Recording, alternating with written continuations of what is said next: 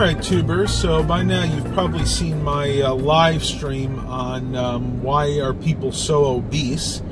It's something I've been wanting to do for a while, and I also let you guys comment on this part of the vlog if you want to add your 2 cents into it, and I'd like to hear some rebuttal about that video, because it's, again, something I've been thinking about for a while, and I'm not going to get into a lot of it here in the vlog. If you really want to know what that video is all about, you can actually watch that, the one that I put up, and I did it like as a live stream, and I thought that doing it in front of Toys R Us would be kind of interesting.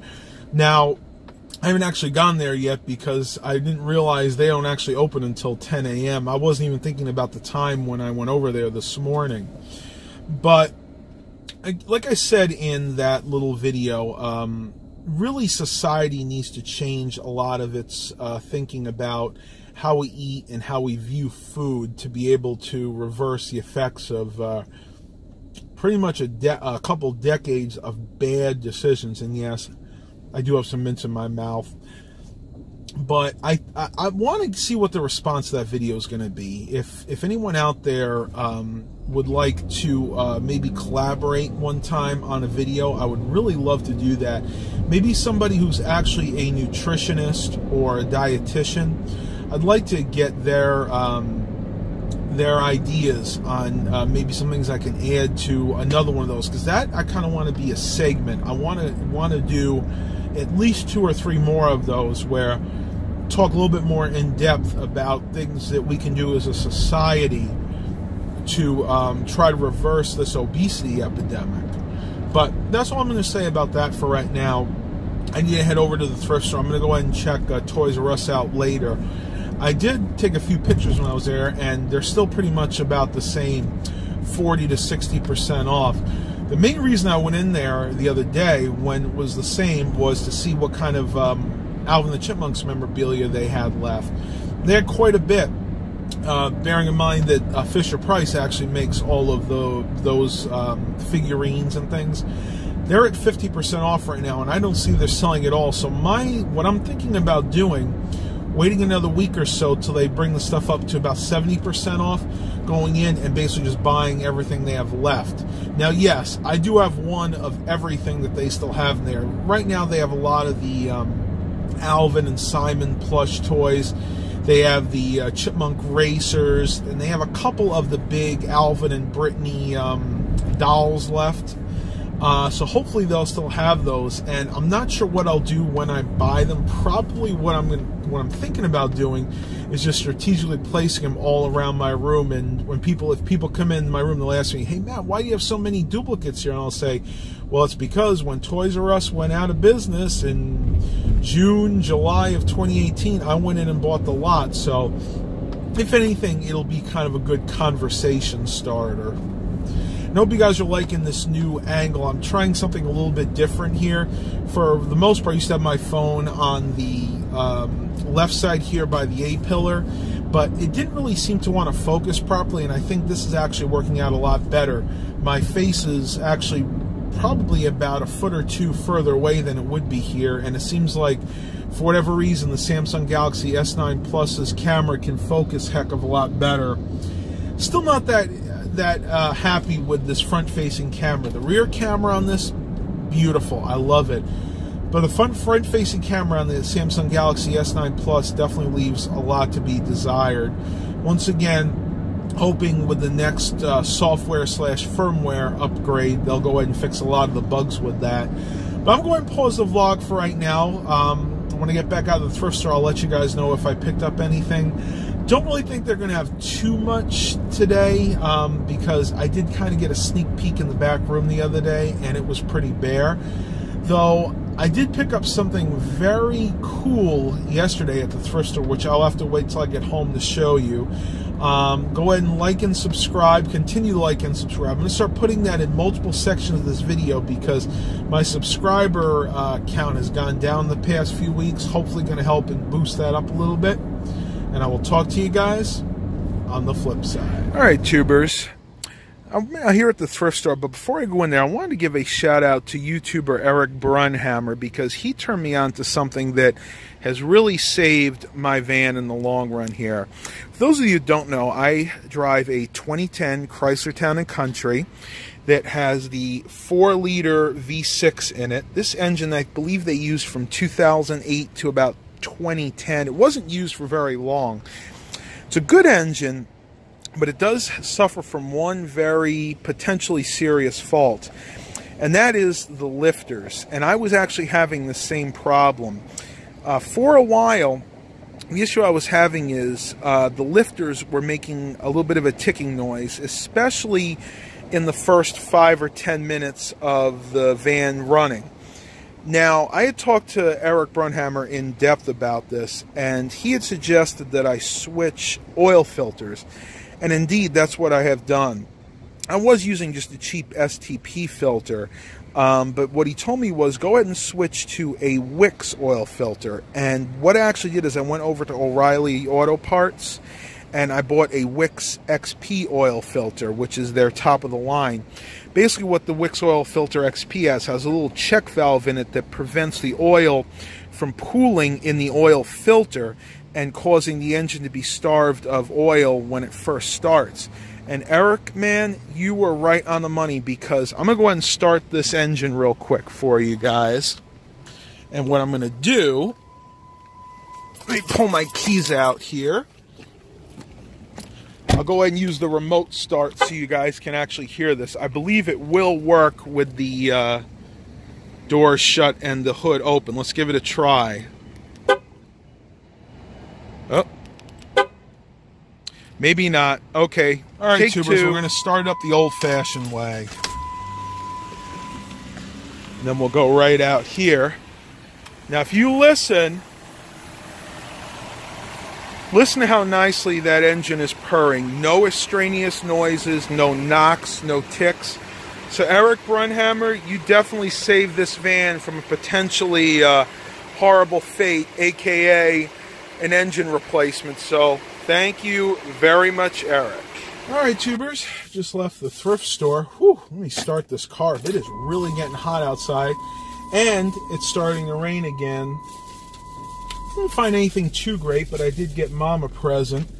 I got 2 sets of these Stylus pens. One is a Stylus, and one is a ballpoint stylus. So basically, if you guys can see that, this one I guess is the ballpoint pen in the stylus. This one's just a regular stylus, but were originally $2. They had them for 78 cents a piece, so got both of these for about $1.65 after tax. And Mom uses these all the time because with her fingernails, she can't press the keyboard on her phone properly, and this is the only way she can do any type of messaging or texting. So, Mom, I remembered you. I got you some more of these because she does wind up breaking them every once in a while. And I might actually keep a set for myself, because there are times that even with my especially with my big sausage fingers, that I can't actually text message the way I would like to. So I might actually keep a set of that for myself. I guess walking isn't going to happen today, guys. I really thought we were going to be able to get out and do a walk-in before it rained, but as you can probably hear, it is indeed starting to rain. So I'm not sure what in the world I'm going to do today. I'm going to head back home, and we'll see what the rest of the day brings, and I will talk to you guys on the flip side. All right, Tuber, so I am back at home, and I told you I had something interesting to show you guys, and I think that was kind of an understatement. I picked these up at the local CHKD yesterday. There's one speaker right here, and then the other one is sitting right there on my bookshelf. But for the purposes of this video, this speaker will do because they are exactly the same. Moving my table over a little bit. These are Advent bookshelf speakers. Now, these are what they would consider 2-in-1. In other words, they have a woofer here and a tweeter here. I believe it is about an 8-inch woofer, but don't quote me on that. I haven't actually measured it. These speakers date from around 1967, and I must say they sound amazing. Now, I picked these up for about $9 at the thrift store the other day for the pair, and boy, were they worth the money. You can see they kind of have this walnut grain cabinet. These are not real wood. Even back in the 60s, they were still using particle board. They have this very cool looking, almost burlap grill on here. Very reminiscent of the time. As a matter of fact, I remember a lot of the loudspeakers in my old school as a kid, because we had these old speakers, because the schools were really made in the 50s and 60s, used this same kind of burlap mesh grill.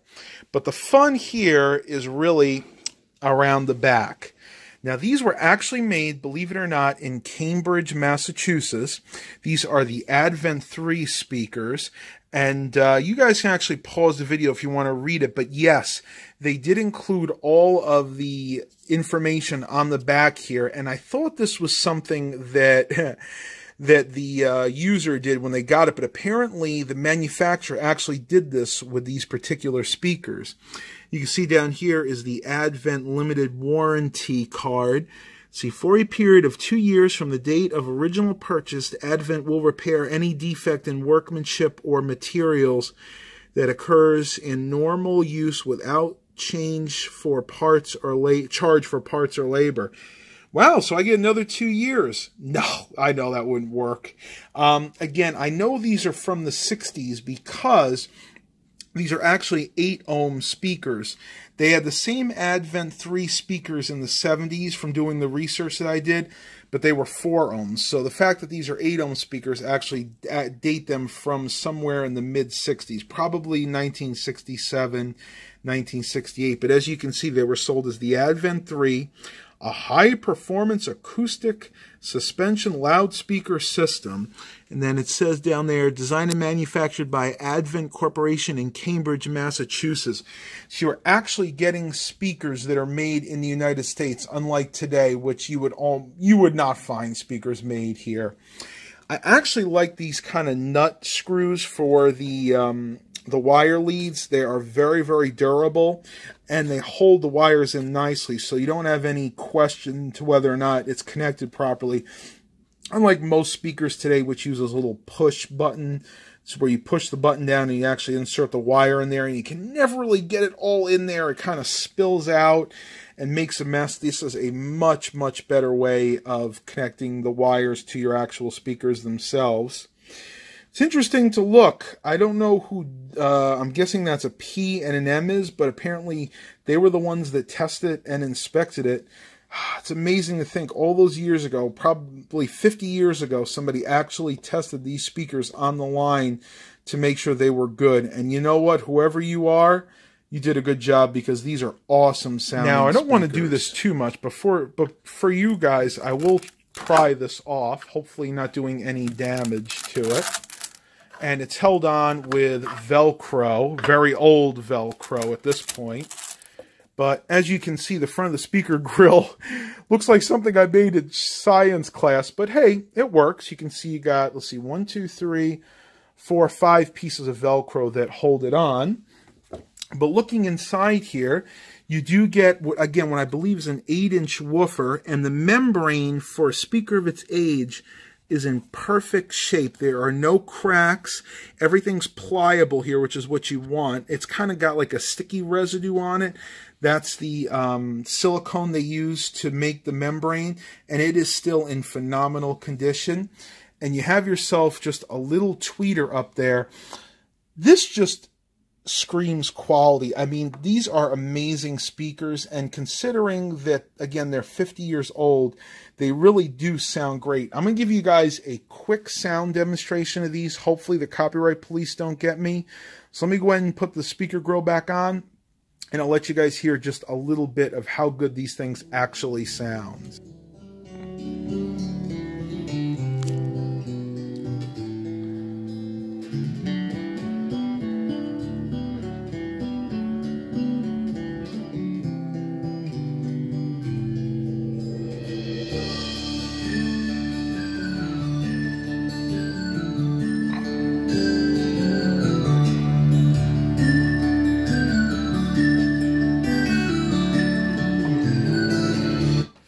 All right, that's about, I think, all I can play safely. But as you can hear, these speakers have a great treble response.